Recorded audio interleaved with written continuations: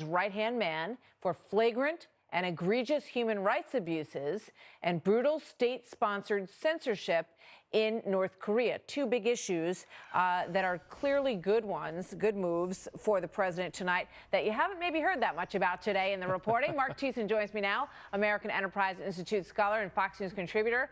Obviously, there's always a lot of focus on Russia and all that is plaguing the Oval Office and the machinations of the chief of staff. But, you know, these are two stories that caught our attention that have gone under the radar a bit. First of all, Marc, with regard to North Korea, the president promised back in Singapore that he was going to get serious about pressing on human rights. Is this reflective of that?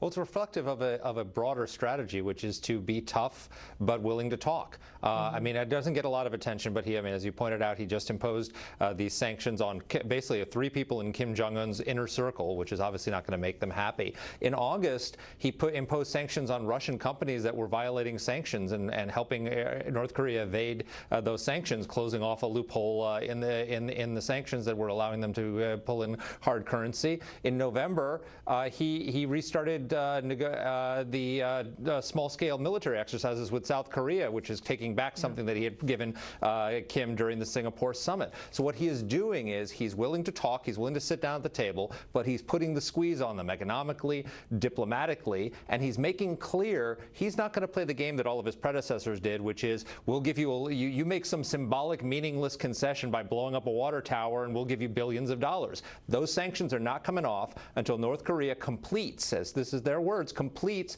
the irreversible, verifiable dismantlement of its nuclear program, its chemical weapons program, its biological weapons program, and its ballistic missiles. And if he sticks to that, he's doing a good job. And that's obviously the goal. And they keep pushing at it over and over, which is what it's going to take. And we'll see where it goes.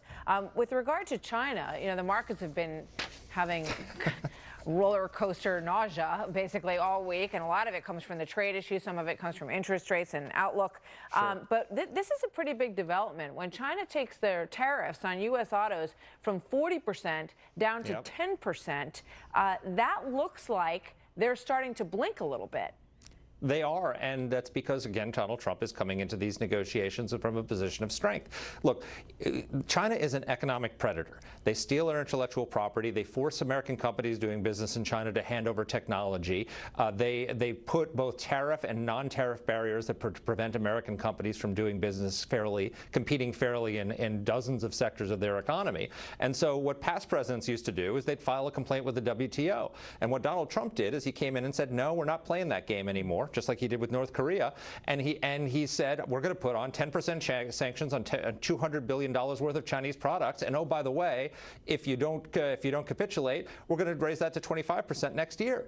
And the Chinese, what they did was they thought they were very clever. They went and they decided, you know what we're going to do? We're going to target retaliatory tariffs against Trump voters, the rural farmers. We're going to go after soybean producers who are Trump voters. And so they targeted states like Indiana and Missouri and North Dakota, thinking that they could help Democrats take back the Senate and give Trump a blow. And instead, the rural voters stuck with Trump, and they threw those Democratic senators out. So now he's going into the negotiations where China took its kill shot at him, its political kill shot, and they failed.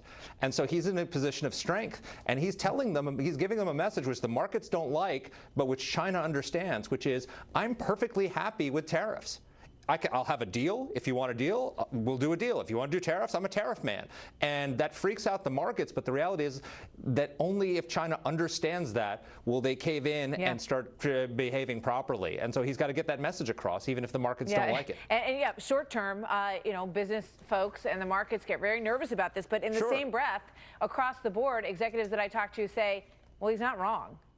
You know, and if he sticks to it, he may actually get somewhere, which is, you know, more than we've had in the past. And one other little piece of good news that isn't getting a lot of attention is that Stormy Daniels now has to pay, according to a judge in California, she has to pay back the president $293,000 plus extra for attorney's fees tonight. Final thought on that before I let you go, Marc?